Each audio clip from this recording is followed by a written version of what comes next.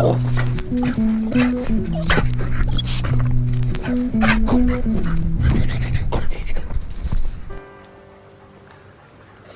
do you want to do, Ike? I want to eat. Which piece? The blueberry scones are ready. Down. Okay. Look at that. Let's see.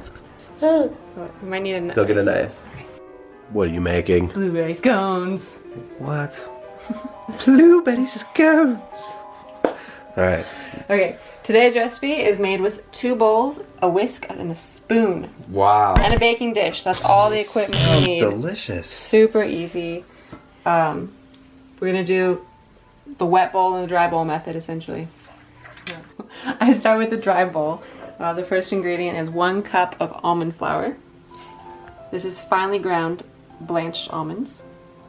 So the blanched almond flour is kind of important, right?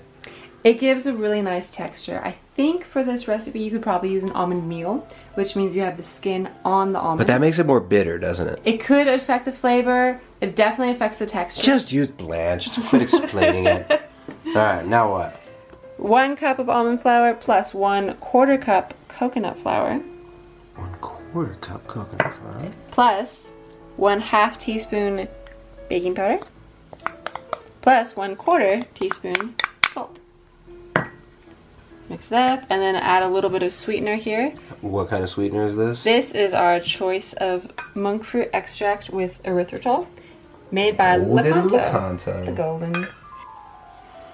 That's kind of like a brown. It full on smells like molasses. Molasses, that's the one. And stir this up. The dry bowl is mixed, and I'm going to set this over to the side and get going on the wet bowl, which begins with 1/4 cup. Make sure I get all those numbers right. 1/4 cup of nut or coconut milk. Whisk it up with 1 egg. 2 tablespoons of coconut oil. And a teaspoon of vanilla extract.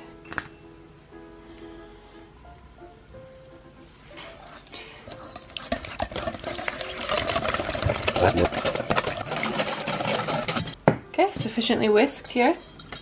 Now, just sprinkle in all your dry flours. And then combine it again. This probably better with a spoon.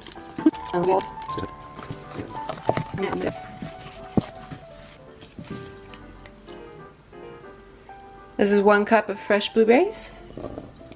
Let's stir it. These are actually Andean blueberries. They are. Those are some different blueberries that you only find in South America.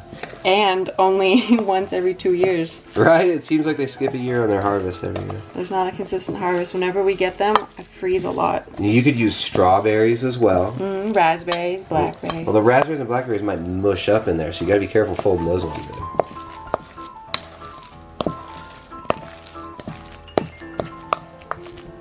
Okay, so just pressing it all together here. Mixing in the blueberries. We'll do a new shot. Tell me when you're done. Okay.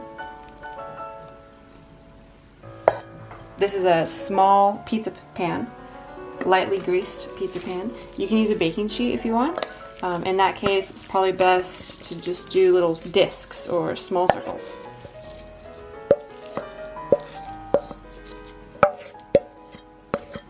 Can I straight up a little?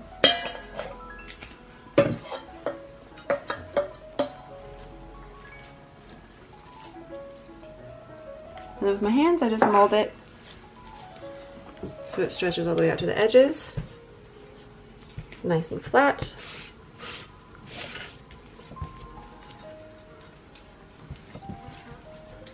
Okay.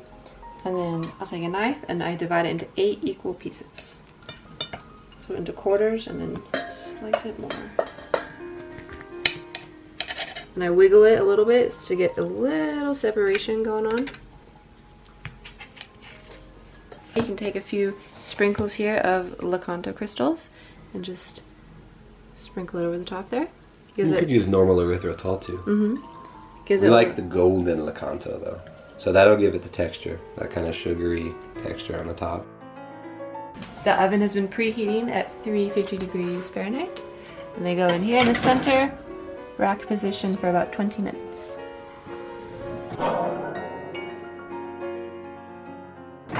It's done, but what? We can't But eat what? it. You have to It wait. still has to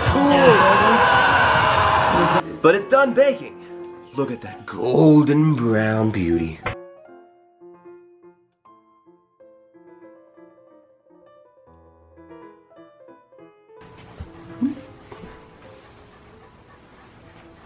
What do you want to do, Ryder? What do you want to do, Ray? I want to eat.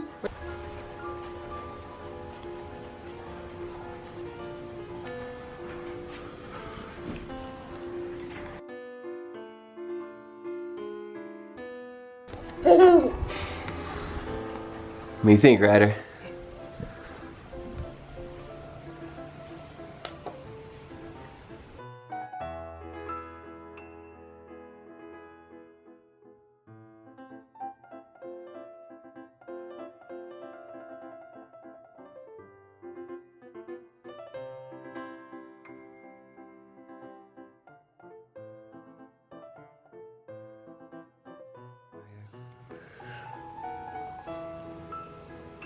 All right.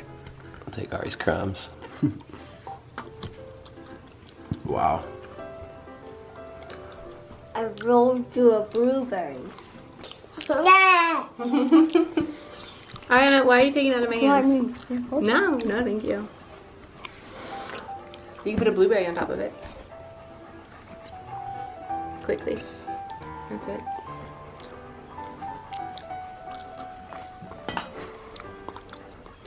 I like a shortbread scone. It's so good. Yeah, it does have kind of a shortbread vibe to it, but it's got a density. Wow. This is such a good recipe for just sharing with other people. You know, I think one of the cool things about the Ultimate Guide to Low Carb Baking is a lot of these recipes are showcases for keto, for non-keto folks. So when you're going to like little potlucks or holiday meals and stuff, you bring something like this and it's a really nice bridge.